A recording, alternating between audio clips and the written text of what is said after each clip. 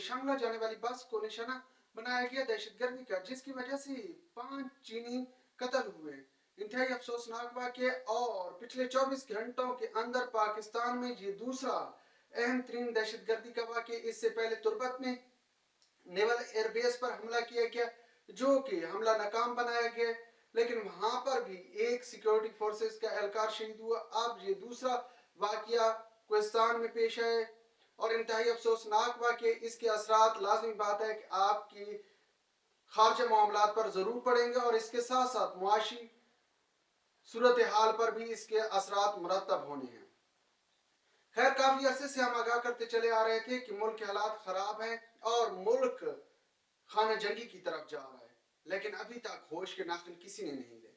सब खामोश बैठे। इस मामले पर नून लीग की क़यादत अमूमी यही कहती फिरती है कि जनरल कमर जावेद बाजवा को बुलाया जाए, फैज हमीद को बुलाया जाए, इमरान खान को बुलाया जाए, उनसे पूछा जाए। भाई किसने पूछना है? गवर्नमेंट ने पूछना है। आपकी गवर्नमेंट है। अब बजाय आप कुछ करने की इल्जाम आप दूसरों पर डाल रहे हैं। तो खैर, ये है हालात से या हकीकत से भागने का एक बहाना। इसके साथ साथ एक और अहम खबर है, और वो खबर ये है कि नून लीग के गले में ये खबर पड़ चुकी है। कल जिस तरह का मामला मीडिया की जीनत बना कि एचईसन की प्रिंसिपल को आचीमा की तरफ से प्रेशराइज किया जा रहा है और उन्हें बाकायदा तौर पर मिसेस आचीमा ने खत लिखा है कि उनके बच्चों की फीस माफ की जाए। अब अंदाजा लगाइए कि आचीमा जैसा ब्यूरोक्रेट और आशियाना हाउसिंग स्कीम या दीगर बहुत से स्कैंडल्स में मुलव्वस आदमी इतना गरीब है कि उसके पास बच्चों को देने की फीस नहीं है। चलो बाकी बातों को छोड़ो, अभी की बात करते हैं। हाल ही में वो एक वफाकी मुशीर है और इसके साथ साथ उसकी मिसेज एक बहुत बड़ी ब्यूरोक्रेट है, और सूरत हाल ये है कि उनके पास बच्चों को फीस अदा करने के पैसे नहीं है, जिसकी वजह से उन्होंने फीस माफी की दरखास्त लिखी है, जो कि अब मंजरेआम पर भी आ चुकी है। इसके साथ साथ एचईसन कॉलेज के प्रिंसिपल पर दबाव बढ़ाया कि जिसकी वजह से उन्होंने बाकायदा तौर पर रिजाइन कर दिया। खैर, अभी मामला कुछ हाल की तरफ जा रहे हैं और गवर्नमेंट, जो नून लीग की गवर्नमेंट कल कुछ और मौक़िफ़ लेकर घूम रही थी, रात को उनके मौक़िफ़ में तब्दीली आई है और कहीं ना कहीं मामला सेटल हो रहे हैं। लेकिन इसके बाद खूब जागहनसाई बनी है।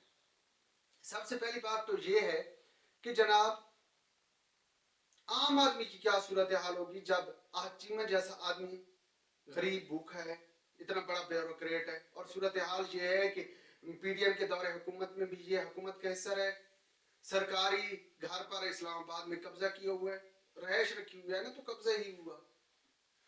इसके साथ साथ आज जो सबसे बड़ा मसला बना है, और वो मसला ये है कि आज गवर्नर हाउस के सामने लोगों ने एहतजाज किया। कौन लोग थे? एचईसन कॉलेज में पढ़ने वाले बच्चों के वालिदैन ने एहतजाज किया। आपको आगाह करते चलें कि एचईसन के हवाले से बहुत सी बातें की जा रही हैं। कुछ लोग कह रहे हैं कि ये अंग्रेजों का दिया गया तोहफा था, अब इसका नाम तब्दील हो जाना चाहिए। भाई आपको आगाह करें कि चाहे जैसा भी है, अगर अंग्रेजों की बात करते हैं तो आपके तमाम सरकारी दफातर, आपके बड़ी बड़ी बिल्डिंग्स और बड़े बड़े सरकारी अदारे और खासकर तलीमी अदारे तो अंग्रेजों की ही बनाए हुए हैं। अंग्रेज के जाने के बाद कितने तलीमी अदारे और इंटरनेशनल स्टैंडर्ड के आपने अदारे बनाए? एक भी नहीं। तो बात करें अगर एचईसन कॉलेज की, एक बहुत बड़ा म्यार रखता है, और ऐसे कॉलेजेस तो दुनिया भर में एक अलग मर्तबा और मकाम रखते हैं, मगर वतन अजीज में इन मामलात पर गौर व फिक्र नहीं किया जाता।